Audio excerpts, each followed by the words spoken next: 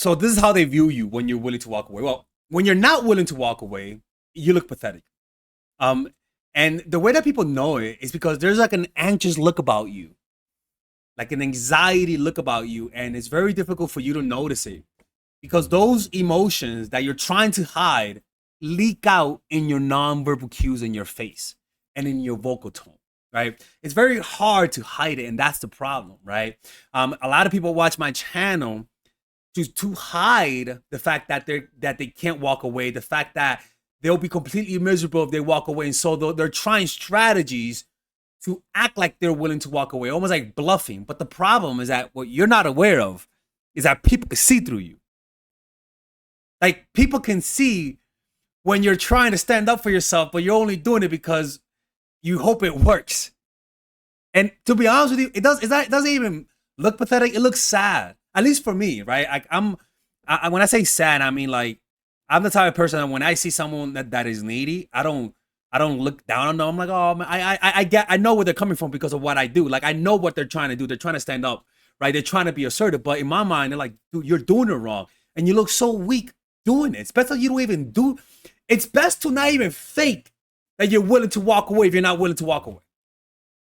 Because just like you'll see in this drawing that I'm drawing, it looks sad when you're not willing to walk away. It puts a tear into people's eyes, right? So let's talk about what happens how they view you when you're willing to walk away. Because Jesus Christ, when you're not, what people don't understand is that that sensation that you give people when you're not willing to leave is really the source of most of your problems in your relationships. Like when I was younger, I was so needy. And when I say you're not willing to walk away, let me explain what that is. What I mean by that is that if I leave you, I don't know, I'm going to be left with anxiety. I don't know how I'm going to deal with the anxiety of not having you in my life. That's what I mean by not willing. It's not that you're not willing. Some people have egos and they're like, fuck you, you're not going to play me. But it's the fact that you know you're going to go to a misery that you don't know how to deal. So you might try to get somebody else. You might desperately go back on Tinder to get a rebound. You might smoke weed. You might do whatever to suppress the pain because you don't have the self-esteem to deal with the pain. And so what people do is that they observe that and they know that if that's your state of mind, they know you're going to come back eventually. They know that.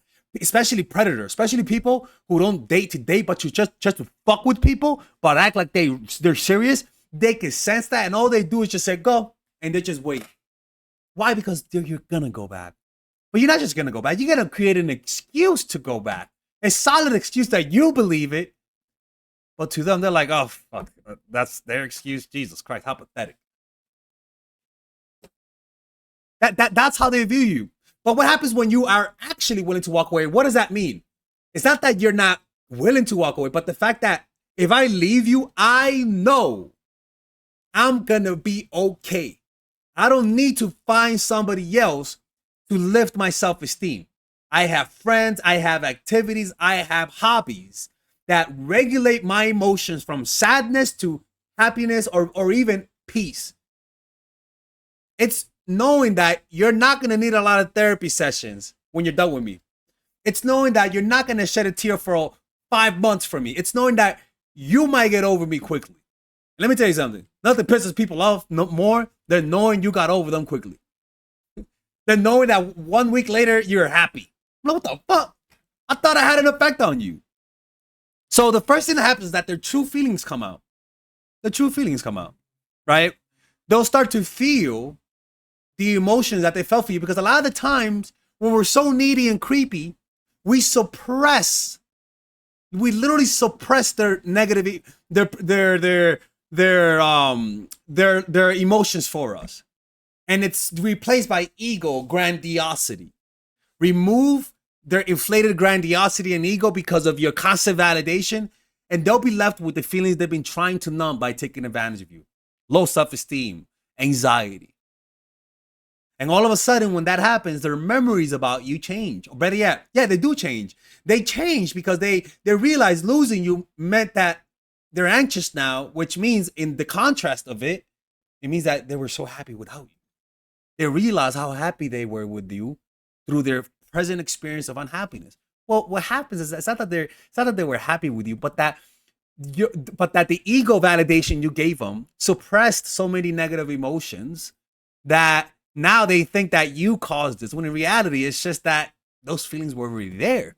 That person doesn't have that much self-awareness. That's what manipulators are. So their memories change. They'll start to reimagine and remember the times they have for you. It's going to look more extravagant, and you're going to look less needy in their eyes in retrospect, which would then give you power. Then they'll start to come back to you. But you got to remember, they're only coming back because their ego's hurt. And how do you know that? Well, if you do take them back, you don't have to do this anymore, right? But sometimes most people, the problem is that most people just like us because a lot of times people just want to use other people to validate themselves. Like, most people date nowadays for the cameras, to date that really good looking girl. Like, for example, I coach women, and the really good looking, not the really good looking women, but I've coached women that are models, and a lot of them tell me that they feel like a lot of guys just date them just to take a photo and show off to get other women. That does happen, right? So when you walk away, you allow their minds to torture them. And in their torture, in their doubt, in their regret of losing you, really, because they're just regretting the ego boost that you gave them, because if they actually liked you, they would never walk away. They'll come back and they'll give you power, right? They'll be more compliant. They'll give you what you want, at least temporarily, although if it's ego. If it's not ego, they'll come back and that's it. They'll never leave you again, right? But I don't want you to walk away so much. I prefer, because a lot of people watch this and they only do it when they only do it once it's over, once they're tired. That's why you're walking away. I want you to learn how to micro walk away. Micro walk away. What does micro walk away mean? Well, that you consciously learn to be happy on your own, meaning you learn to generate happiness from your own body. Because it's okay to get happiness from them, but generate happiness for yourself when they're not around. Learn to be at peace when they're not around. Prepare for death. Prepare for being alone, because that's what life is all about. Even when you're with them, practice being happy alone. Prove to yourself that you could be happy alone. People take that personal, and they'll sort of, people can sense that, like they have a sense, and you might say, oh, but how do they know that? Well, because they'll see it in your face, how you react to things, to disappointment. Maybe you miss your flight and they're with you and they noticed that you were okay with it. Maybe somebody stole something from you and they looked at you and they saw you react and they saw that you were mad, but then you quickly got over it. When they think about leaving you, they'll realize, oh, they'll have evidence of you in your own life, spending time with them, being able to let go of things. And let me tell you something. They'll say, oh, shit, this bitch is going to let go of me too. Like, girls be like, oh, fuck, like, he's at peace. I remember one time we were going to England, the flight got canceled, and he was immediately happy. What happens when I leave him? He's going to be happy too. Yeah. Yeah, that's exactly it. That's exactly what you got to do. You got to let them know that you're willing to walk away, not because you have other women or other men, but because I know I have my own ecosystem of positive emotions. Plain and simple. Plain and simple. Anyways, let me know what you guys think about this. Do you give off Terminator vibes because you're so masculine? Or do you give off nice girl, creepy, and needy vibes because you're just too feminine? The problem is that both sides suffer greatly in their business life, relationships life, and friendships with family and friends. And if you don't know how to fix that, you will repeat the same pattern your whole life and never escape. Well, guess what? I have a course for you, and it's called The Feminine Woman. It's pretty much a course on how to increase your self-esteem through practical means, not through giving you guys affirmation and wishing that you stop being terminators or you stop being needy and creepy goldfish. No, I'll give you practical things that by you doing this, if you're too masculine, I swear people will say there's something in you. You look more relaxed. You're just more comforting. You become more emotionally open because I teach you guys those strategies. It's a 5-week course.